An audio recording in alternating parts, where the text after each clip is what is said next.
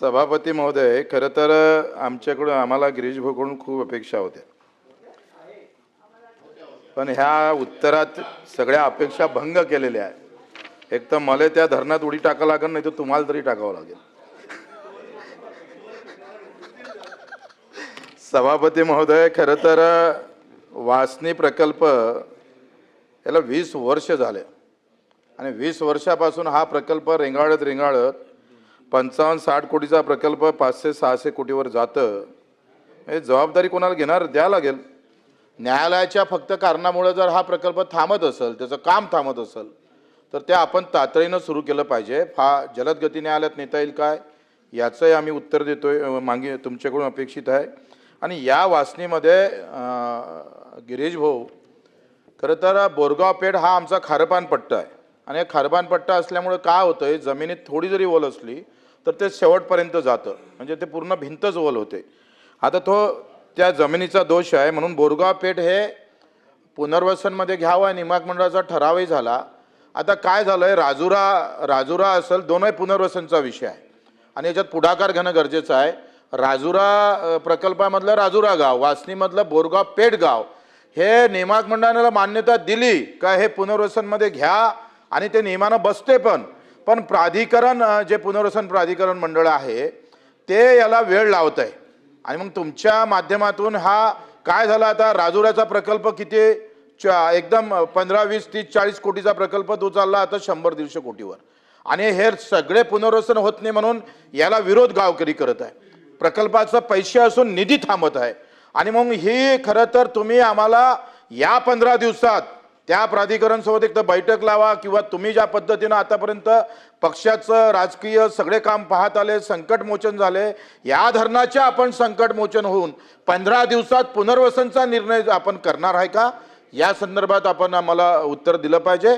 दुसरं 2-3 4 प्रकार याच्यात, 4 एकखट्टे विचारू चालेल? तर ते मला 15 दिवसात ते पुनर्वसनाची कारवाई झाली पाहिजे सभापती महोदय। आणि दुसरा असं आहे का, याच्यामध्ये बांधकामाधीन प्रकल्प आहे, अर्थात वासनी आहे, बोर्डी नाला आहे, करजगाव आहे, राजुरा आहे, बेलोरा गनोजा प्रकल्प बांधकामाधीन आहे। हे सगळे प्रकल्प थोड्या कारणानं, आता बोर्डी नाला काय झालंय, मेघा नदीवरून आपण पाणी उचलतो, परंतु त्यामधलं जे काही काम आहे जाळीचं, जिथून आपण पाणी उचलतो, पंपिंग करतो, तिथलं थोडंसं काम 90% प्रकल्पाचं काम पूर्ण झालं, 10% आपण धरणात पाणी आणत नाही। मला वाटतं याचा टाइम बॉम्ब कार्यक्रम ह्या सगळ्या प्रकल्पाच्या संदर्भात, म्हणजे हे गिरीश भाऊ आपण जर पाहिलं तर 2022 पर्यंत पूर्ण करायचे होते काही प्रकल्प, 23 मध्ये, आता 27 जून आला आपला। हे 4-5 वर्षात आपली निधी किती वाढतं हे तुम्हाला माहीत आहे।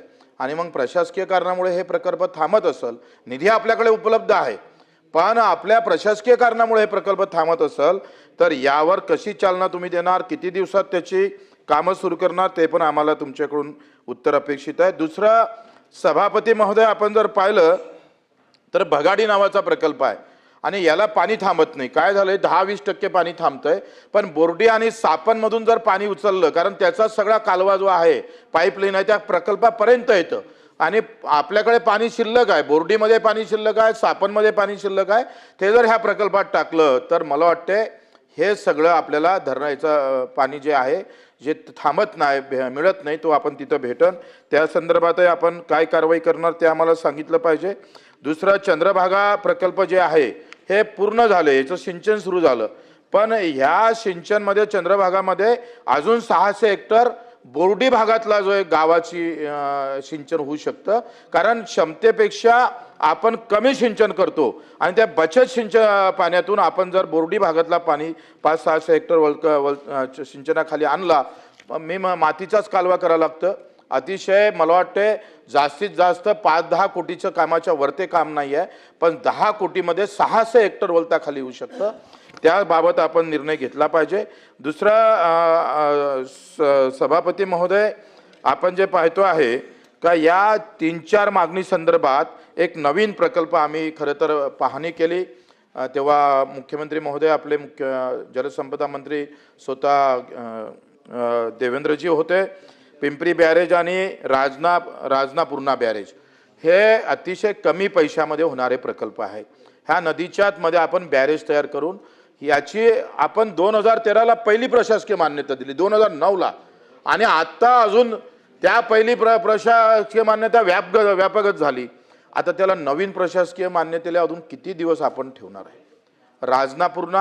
राजनापूर्णा बॅरेज आणि पिंपरी पूर्णा बॅरेज थोड्या थोड्या गोष्टीसाठी काय झालं तर MD लेआउट झालं नाही. आता MD लेआउटला किती वेळ लागतोय? त्याला काही फार वेळ नाही लागत. नाशिकचं कार्यालय आहे ते सगळे प्रकल्प थांबून ठेवतोय आणि ते त्या सगळ्या याच्यावर तुम्ही जर याची बैठक घेतली तर मला वाटतं हे दोनही बॅरेज जे मूळतः आपण पाहतोय देवाभाऊनं त्याची सुरुवात केली होती, त्यांनी त्यावेळेस मदत केली होती, ते बॅरेज अपूर्ण राहता कामा नये. म्हणून आपल्याकडून अपेक्षा आहे का ही पिंपरी बॅरेज आणि राजनापूर्णा बॅरेज आपण किती दिवसात त्याला पूर्ण करणार? दुसरं तुम्हाला माहीत आहे का हे प्रकल्पग्रस्त सगळ्या इकडे सभापती महोदय तुमच्याकडे असेल सगळ्या इकडे 4-4 लाख प्रकल्प ज्याच्या जमिनी गेल्या सगळे वाऱ्यावर आले. ज्यांचे मोठे मोठ्या शेती होत्या, खटले होते, ते आजही कॅन्टीनवर चहा विकायला पाहायला भेटतं आपल्याला. आणि म्हणून त्याचे जमीन जुमला सगळ्या गेल्यानंतर त्या प्रकल्पग्रस्तांना आपण, कारण त्यांनी राष्ट्रहिताचं काम केलं, त्यांनी जमीन दिली आहे, त्यांनी गाव गेलेलं आहे, अशा प्रकल्पग्रस्तांसाठी 5% आरक्षणाच्या ऐवजी 15% करावं. नाही तुम्हाला नोकरी देता असेल तर 25-30 लाख रुपये तुम्ही रोख त्याला द्या किंवा एखाद्या उद्योगातून काही पैसे द्या. हे 3-4 प्रश्नाचे उत्तर अपेक्षित आहे.